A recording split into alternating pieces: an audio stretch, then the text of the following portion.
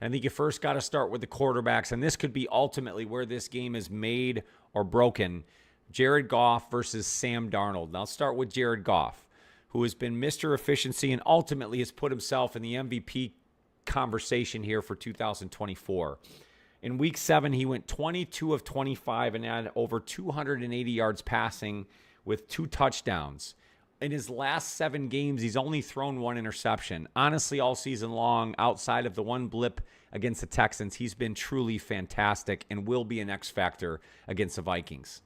On the other side, Sam Darnold has had a resurgence at quarterback with the Vikings and head coach Kevin O'Connell. On the season, he has 4,153 passing yards with 35 TDs. In that Week 7 matchup against the Lions, he was also extremely efficient. He had over an 81% completion rate against the Lions in that game.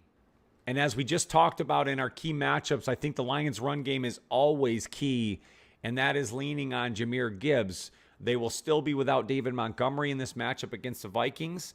As I mentioned, Jahmyr Gibbs has gone on over 100 yards on the ground alone in the last 2 matchups, but as we know, he's also a huge threat in the passing game, the screen game. I think you'll see a lot of that here against the Vikings. Let's stick with the Lions offense, and we got to focus on Jameson Williams, who has been Mr. Reliable over the last 5 or 6 games for the Lions.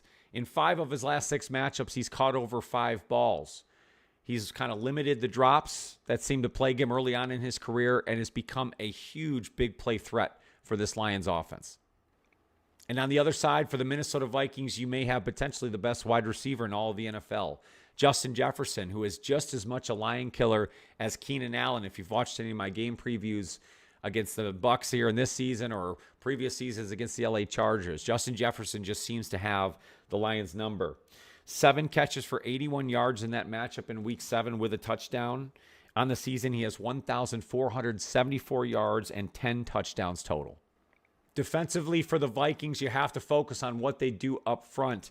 2 players who have a combined 22.5 sacks on the season, Andrew Van Ginkel and Jonathan Greenard. The Lions' offensive line is going to have to be on the lookout, not only for those 2 gentlemen, but the entire front 7. They really know how to get after the quarterback. And lastly, for the Lions defense, I got to bring up Kirby Joseph, and we gave him a lot of love for the 2 interception performance against San Francisco last week. But I thought even before that, he was having an all-pro type season. And although he was listed as an alternate for the Pro Bowl, I believe he was snubbed for an ultimate selection here in 2025. He's been really fantastic for the Lions over these past several weeks, even on top of the depleted injuries that they have on defense. They will really need to lean on him and the safety core in this matchup against the Vikings.